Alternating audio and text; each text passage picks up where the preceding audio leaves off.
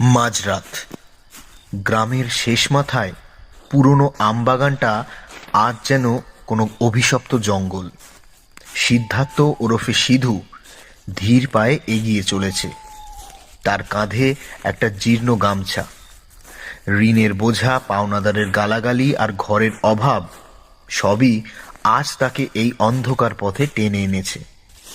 সিধু ঠিক করেছে এই অশান্তি সে আর টানবে না।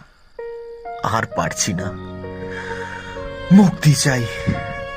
বউ বাচ্চা হয়তো কিছুদিন কাঁদবে, কিন্তু এই রোজকার ঝগড়া আর অশান্তির চেয়ে তো এটাই ভালো। আমায় মাফ করে দিও সবাই।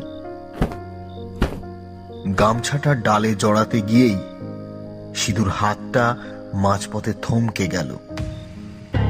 চাঁদের ফ্যাকাশে আলোয় সে দেখল ঠিক তার মাথার ওপরেই অন্য একটা ডাল থেকে এক জোড়া পা ঝুলছে।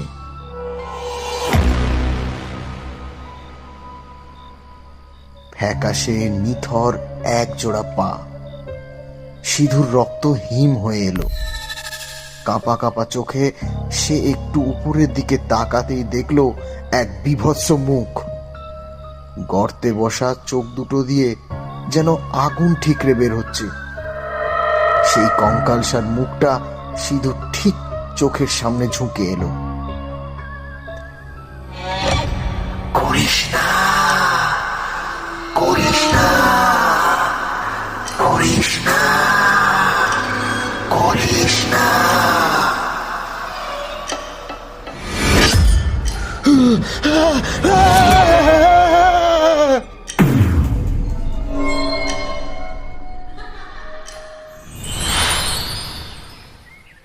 পরের দিন সকালে যখন সিধুর জ্ঞান ফিরল, সে দেখল সে শুয়ে আছে গ্রামের পুকুর পাড়ে, মুখে ভোরের প্রথম রোদের ছোঁয়া।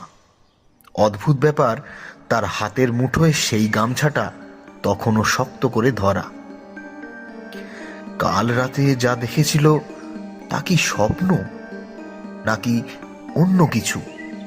সিধু বুঝতে পারল মৃত্যু কোনো সমাধান নয়।